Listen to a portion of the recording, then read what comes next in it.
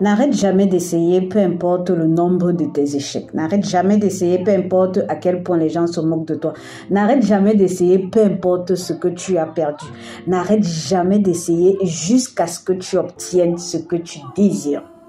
Ce qui fait la différence entre les riches et les pauvres, ou les personnes heureuses et les personnes malheureuses, parce que moi je trouve que c'est deux choses différentes, c'est que les personnes riches, à un moment donné, ont rencontré les mêmes obstacles que toi, mais ont décidé de se relever, de se battre et de continuer.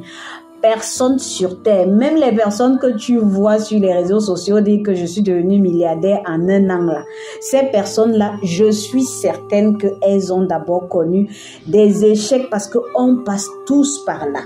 Donc, n'arrête jamais d'essayer, peu importe combien tu as perdu dans ton business. N'arrête jamais d'essayer, peu importe à quel point c'est difficile de pouvoir, par exemple, réunir ta famille, ou alors de pouvoir apporter de l'harmonie dans ton couple, ou alors de pouvoir apporter une meilleure éducation à tes enfants, ou alors même toi-même de trouver enfin la paix intérieure que tu aimerais tant avoir là. Pour moi, je me dis toujours, tant que je suis en vie, tout est possible. Donc, n'arrête jamais d'essayer jusqu'à ce que tu obtiennes ce que ton cœur désire. Et moi, je me dis souvent qu'au bout d'un moment, même Dieu va voir tous les efforts que tu fournis. Dieu va voir à quel point, malgré les obstacles, tu continues de te battre. Tu continues de lui faire confiance. Parce que continuer d'essayer, en fait, c'est continuer de croire au plan de Dieu. C'est continuer d'avoir la foi, en fait.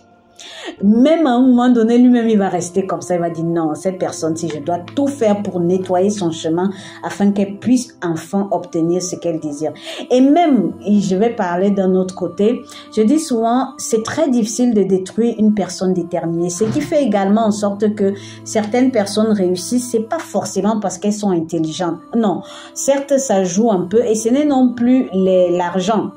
Parce que les gens se disent que l'argent ou le capital financier, c'est la seule chose qui peut te permettre de réussir. Non, il y a l'audace et il y a la détermination. Quand tu es une personne résiliente, une personne qui, malgré les obstacles qu'elle rencontre, continue de se battre, je t'assure qu'à un moment donné, même les gens qui t'ont barré la route là seront fatigués. Parce que peu importe ce qu'ils vont faire, toi, tu seras toujours là en train de continuer. C'est-à-dire qu'ils mettent un obstacle, tu fais tout pour le contourner ou pour le détruire et tu avances. Parfois, tu auras mal, ça c'est certain, tu vas pleurer, ça arrive toujours. Il y a des moments où tu seras tellement démoralisé, mais j'aimerais te dire que même si tu es démoralisé, trouve toujours un moyen de continuer d'avancer, même en larmes, parce que c'est seules les personnes qui sont comme ça qui, au bout d'un moment, réussissent à obtenir ce qu'elles veulent. Moi, c'est ce que je pense, hein? Et c'est ce que j'applique tout le temps d'ailleurs. Peu importe ce qui m'arrive, je crois en une chose. Tant que je n'abandonne pas, je n'ai pas échoué. Et je te dis à toi également, tant que tu n'abandonnes pas, tu n'as pas échoué. C'est celui qui abandonne qui est considéré comme avoir échoué.